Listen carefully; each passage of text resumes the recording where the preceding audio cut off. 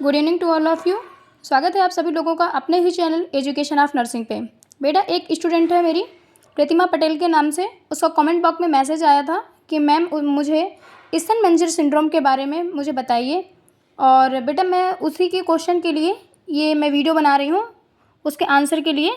तो बेटा ईसन-मेंजर सिंड्रोम क्या है हम देखेंगे कि Eisenmenger syndrome is a serious complication of congenital disease. Congenital disease का मतलब होता है जन्मजात विकृत, यानी बेटा एक ऐसा प्रॉब्लम यानी कि हार्ट से रिलेटेड है, बट वो कब से है, जब बेबी कब था, मदर के एब्डोमिनल में था, यानी कि वो फीटस कंडीशन पे था, उसका बर्थ नहीं हुआ था। उसको हम क्या बोलते हैं? कंजेनाइटल हार्ट डिसीज बोलते हैं। ठीक है, यानी कि जन्मजात, यानी कि जन्म लेने से पहले ही बच्चे को ऐसी प्रॉब्लम थी।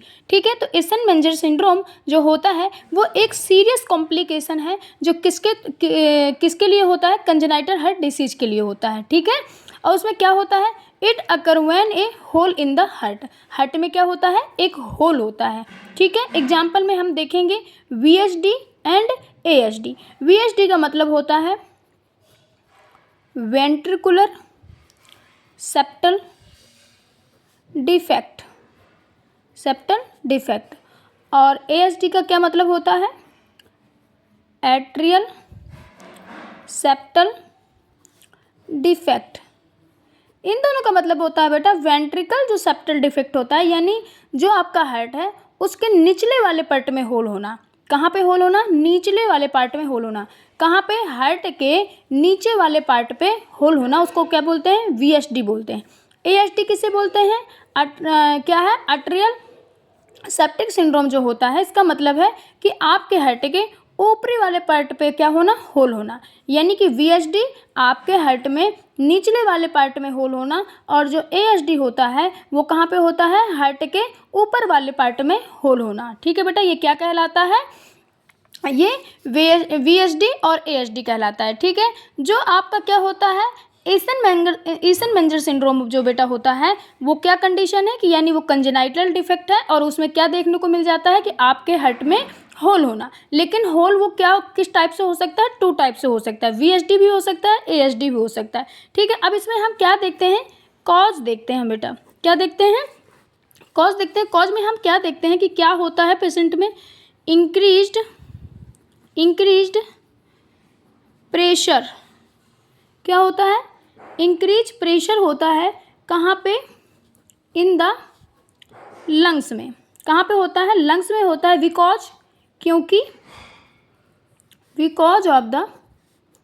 Of this the direction of blood flow.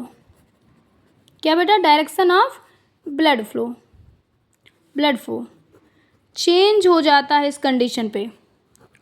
For right to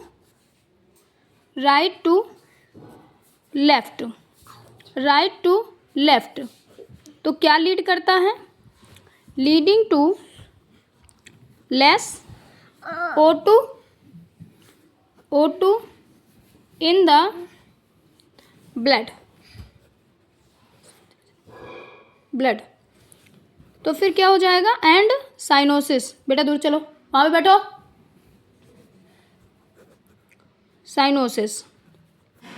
मेरे कहने का मतलब है कि जो बेटा आपका क्या है ये ईसन-मेंजर सिंड्रोम है, तो वो क्या होता है? ईसन-मेंजर सिंड्रोम में कौन सी कंडीशन होती है? ये कंजेनाइटल हार्ट डिफेक्ट होता है। इसमें क्या देखने को मिलता है? हार्ट में होल देखने के लिए मिलता है। होल 2 टाइप से हो सकता है। आपके हार्ट के निचले वाले पार्ट में भी होल हो सकता है, और हार्ट के ऊपर वाले पार्ट में भी होल देखने को मिल सकता है। लेकिन इस कंडीशन पे क्या क्या देखने को मिलेगा? इसमें क्या कंडीशन देखने को मिलेगी?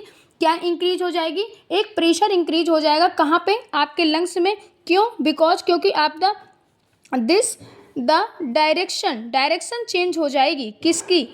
ब्लड फ्लो की चेंज डायरेक्शन हो जाएगी। For right to left leading to less O2 in the blood. यानी बेटा इस कंडीशन पे होल होने की वजह से जो आपके हार्ट में ब्लड का फ्लो है वो गलत डायरेक्शन पे चलने लगेगा।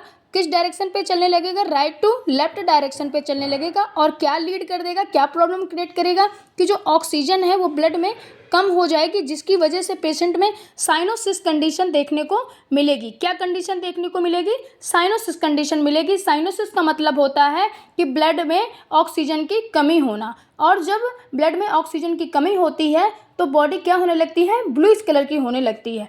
पेशेंट के अंदर हम देखते हैं कि उसके जो लिप्स हैं, फेस हैं, बॉडी जो पार्ट है वो क्या होने लगते हैं, धीरे धीरे ब्लूइश हो जाते हैं। ठीक है, हम सिम्टम्स क्या देखेंगे पेशेंट के अंदर, हम सिम्टम्स बेटा देखेंगे कि जो स्किन है वो क्या हो जाएगी, स्किन एंड लिप्स पेशेंट के क्या हो जाएंगे, ब्लू हो जाएंगे। क्या हो जाएंगे, ब्लू हो जाएंगे। और क्या प्रॉब्लम देखने को मिलेगी पेशेंट के अंदर, यानी कि पेशेंट को क्लोविंग होने लगेगी। क्लोविंग होने लगेगी। क्लोविंग का मतलब क्या होता है कि उंगलियों का मोटा होना। क्या होना, उंगलियों का मोटा होना। ठीक है, और पेशेंट में क्या होगी, चेस्ट पेन भी प्रॉब्लम देखने को मिल सकती है।